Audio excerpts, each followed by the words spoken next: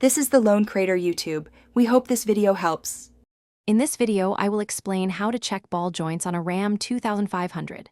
First, prioritize safety by properly lifting your truck with a sturdy jack and securing it on jack stands.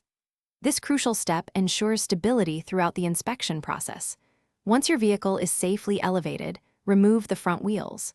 This provides unobstructed access to the ball joints, allowing for a thorough and accurate assessment of their condition. Always double-check your setup for maximum safety. Now, let's perform the pry bar inspection.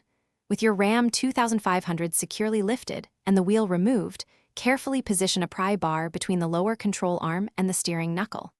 Gently apply upward and downward pressure. Watch closely for any vertical play or movement in the ball joint. For the lower ball joint, if you observe more than 90 thousandths of an inch of movement, it's a clear sign of wear and indicates it's time for replacement. Next, we'll do the tire shake test. Reattach the wheel, but keep the vehicle slightly elevated so the tire is just off the ground, allowing the suspension to be loaded. Grab the tire firmly at the 12 and 6 o'clock positions. Push and pull the tire in and out, feeling for any looseness or listening for clunking or popping sounds. This movement can indicate play in either the upper or lower ball joints, signaling potential wear.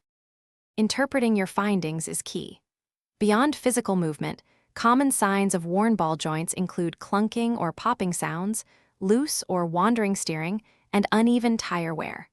For upper ball joints, a maximum of 60 thousandths of an inch of play is generally acceptable.